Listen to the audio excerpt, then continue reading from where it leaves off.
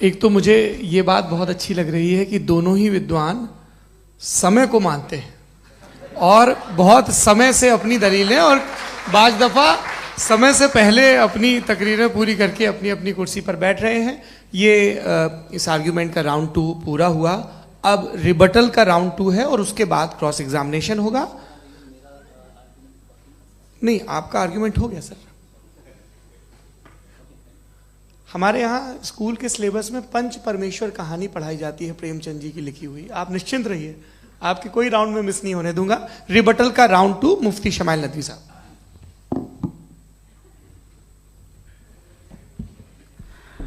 असल में जो हकीकी प्रॉब्लम है, असल प्रॉब्लम है वो ये है कि जावेद साहब के पास कॉन्सेप्ट ऑफ गॉड क्लियर नहीं है। इन्होंने कहा कि कायनात से पहले खुदा तो था, तब भी तो टाइम होगा। ये टाइम कायनात का हिस्सा है।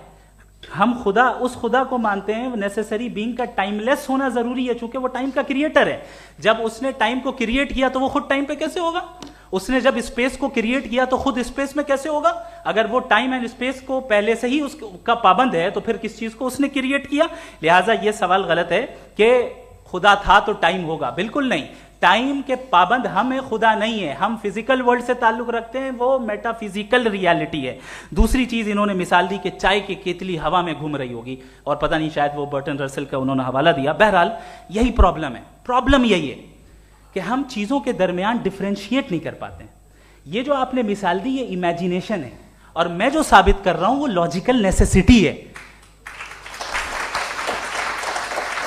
आप इमेजिन करने आए तो कुछ भी करें, जुपिटर में पिंक एलिफेंट होगा, यूनिकॉर्न होगा, करें, उससे कायनात पे क्या फर्क पड़ता है? उससे आप लॉजिकल नेसेसिटी साबित नहीं कर सकते। मैं तो उस प्राइम कॉज की बात कर रहा हूं, उस नेसेसरी बीइंग की बात कर रहा हूं जिसके बगैर इस कायनात का एग्जिस्टेंस मुमकिन नहीं है। दूसरी चीज, मजहब को साइंस चैलेंज करती है वगैरह वगैरह, ये हमारा टॉपिक ही नहीं है। मैं इस पे बात करूंगा तो फिर मेरा वक्त चला जाएगा। मजहब के ऊपर चूंकि हमारी डिस्कशन नहीं है, साइंस को मजहब और बिलखुसूस मैं और हमारा वर्ल्ड व्यू कम अज कम साइंस को पीछे नहीं करता है, साइंटिज्म की मजम्मत करता है। इसकी वजाहत मैंने पहले कर दी।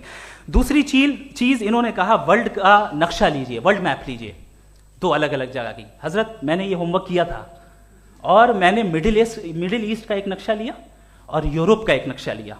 ये मजहबी इलाका और ये लिबरल और एथीस्ट इलाका। मुझे पता चला कि सबसे ज्यादा रेप केसेस जो हैं वहां पर है।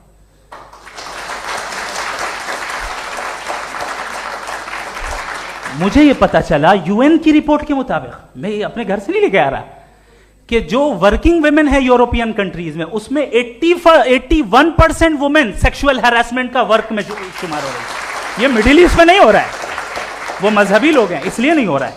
दूसरी चीज, आपने ये कहा कि मजहबी आदमी का अच्छा होना हमारे अच्छे होने से बहुत मुश्किल है, बहुत मुश्किल है। तो इसका मतलब यह है कि गॉड के अलावा आपके पास अच्छे और बुरे का कोई स्टैंडर्ड है।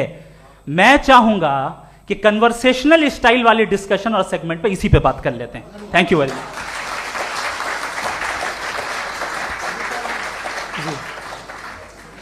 ये रिबटल का राउंड 2 है। आपके पास 5 मिनट का वक्त है और इसके बाद क्रॉस एग्जामिनेशन शुरू करेंगे। आप चाहें तो जो इन्होंने सवाल पूछे उनके जवाब आप रिबटल में भी दे सकते हैं। जी जी, देखिए, पहले तो ये बात कि ये मिसाल गलत नहीं है, गलत है।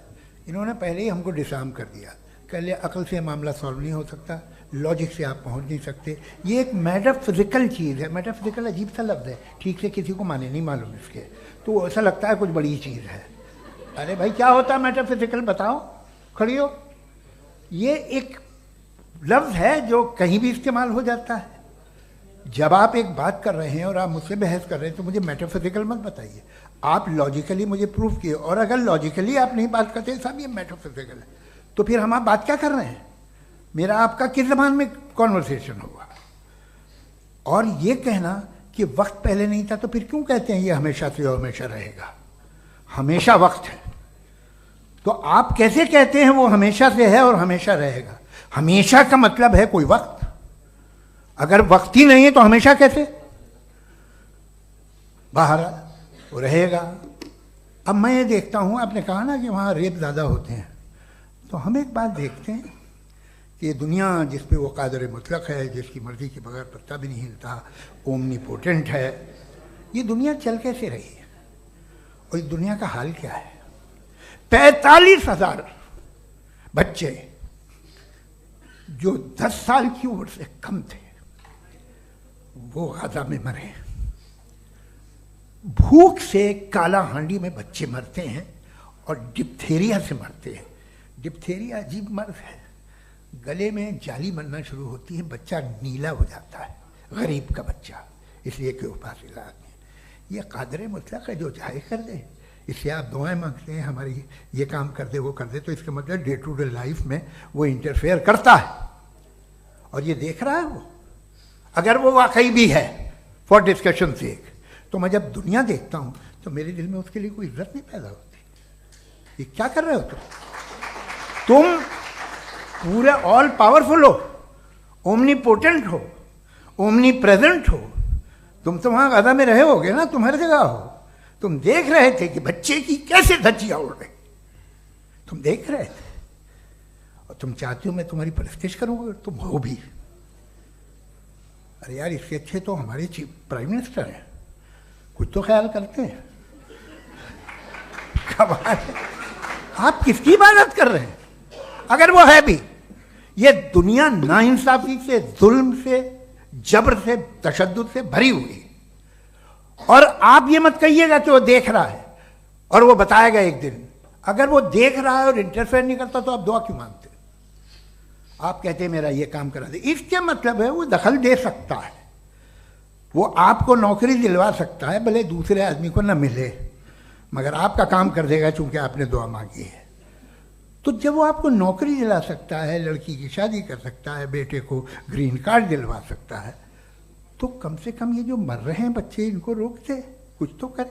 मुझे तो दुनिया में, इस दुनिया का कोई मालिक है, इसका ओमनीपोटेंट कोई रूलर है और ये दुनिया ऐसी चल रही है। मैं तो चाहूंगा कि भाई ना हो, अगर हो तो बड़ी शर्मिंदगी की बात है। शुक्रिया।